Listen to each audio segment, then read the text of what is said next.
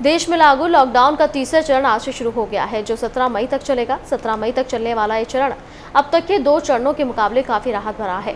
Lockdown के नियमों में ढील देने के लिए कोरोना वायरस के चलते देश को 3 भागों रेड, ऑरेंज और ग्रीन जोन में बांटा गया है। तीनों जोन में सुरक्षा व्यवस्था के काफी कड़े इंतजाम किए गए हैं। इसी को लेकर एडीजी ने प्राइम न्यूज से खास बातचीत की है। रमा शास्त्री ने क्या कुछ कहा, आप भी सुनिए। लॉकडाउन का तीसरा चरण चालू हो चुका है। हमारे साथ बातचीत करने के लिए हैं पीबी रमा शास्त्री जी, क्योंकि अलग अलग जोन बांटे गए हैं, रेड जोन, ग्रीन जोन और ऑरेंज जोन। उसमें किस तरीके की सुरक्षा व्यवस्था रहेगी, उनसे बात करते हैं, उससे जानने का प्रयास करते हैं। सर, 3 अलग अलग जोन बांटे गए हैं, रेड जोन, ग्रीन जोन और ऑरेंज जोन। किस तरीके की व्यवस्था रहेगी, क्योंकि पहले से भी व्यवस्था काफ़ी दुरुस्त थी, लेकिन अब और किस तरीके से व्यवस्था रहेगी? जी हाँ, कुछ एक्टिविटीज़ ऐसे हैं जो किसी भी जोन में अलाउड नहीं होंगे, जैसे कि रात्रि के समय 7 PM to 7 AM कोई अनावश्यक रूप से कोई बाहर नहीं निकलेंगे, अनअलाउड एक्टिविटीज़ नहीं रहेंगी कोई। और जहाँ तक दिन का समय है, तो जो रेड जोन है, रेड जोन के ज़िलों में भी कुछ कंटेनमेंट जोन्स बनाए जाएंगे। और कंटेनमेंट जोन्स में केवल स्वास्थ्य, सैनिटाइजेशन और डोर स्टेप डिलीवरी की ही एक्टिविटीज़ अलाउड होंगे। लेकिन कंटेनमेंट एरिया के बाहर जो रेड जोन में है, उसमें भी इंटर डिस्ट्रिक्ट मूवमेंट नहीं अलाउ होगा। और ये रेस्ट्रिक्टेड मूवमेंट केवल जो एसेंशियल अलाउड एक्टिविटीज़ के लिए भी होंगे, और टैक्सी वगैरह नहीं चलेंगे। ऑरेंज में थोड़ा सा इतना ही फ़र्क है कि जो टैक्सी चल सकते हैं, लेकिन वो भी अलाउड तरीके से, अलाउड विद इन डिस्ट्रिक्ट और अलाउड काम के लिए। ग्रीन जोन में कुछ हद तक पब्लिक ट्रांसपोर्ट भी अलाउ किया जा सकता है, लेकिन ये निर्णय लोकल लेवल में लेना होगा। उसमें भी सर, अगर देखा जाए बॉर्डर पे, देखा जाए तो बॉर्डर पे रेड जोन से ग्रीन जोन पे जो लोग आ रहे हैं, उनको किस तरीके से ट्रीट किया जाएगा, उनको किस तरीके से रोका जाएगा? नहीं, एक तो जो भी गवर्नमेंट के निर्देश हैं सब जगह पहुंच गए हैं। वहाँ पर तैनात कर्मचारियों को भी क्लियर किया गया है, और समाचार में भी व्यापक रूप से आ गया है। जनसामान्य में भी जानकारी पहुँच गई है अधिकतर।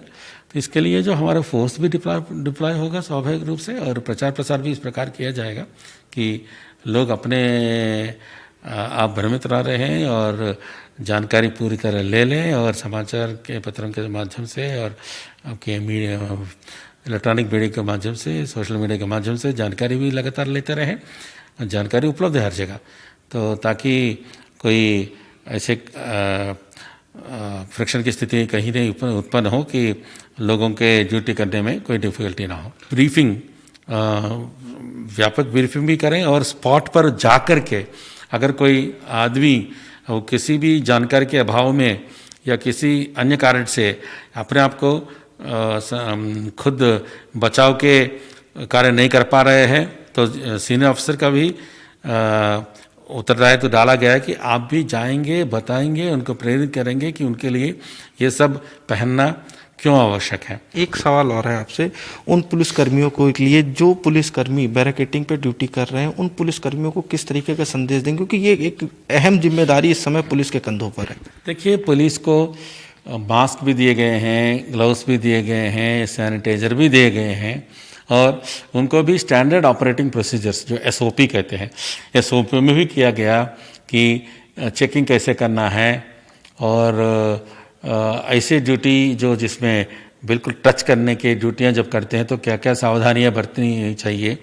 तो पहले तो जो भी इंस्ट्रक्शंस दिए गए हैं सबको लगातार देखते रहें, पढ़ते रहें। कोई डाउट है तो हेल्पलाइन में वो जानकारियाँ और अपने हासिल करें, ताकि कोई डाउट ना रहे, और खुद अपने को बचाएं और अपने परिवार को बचाएं, तो जिससे लेकर के आगे वो मोरल अप करके अपना ड्यूटी भी कर सके।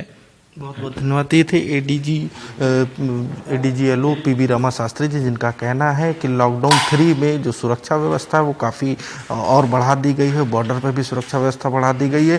शाम 7 बजे से और सुबह के 7 बजे तक लोगों का आवागमन बंद रहेगा। लखनऊ से कैमरा पर्सन देवेंद्र प्रताप सिंह के साथ आशीष वर्मा, प्राइम न्यूज।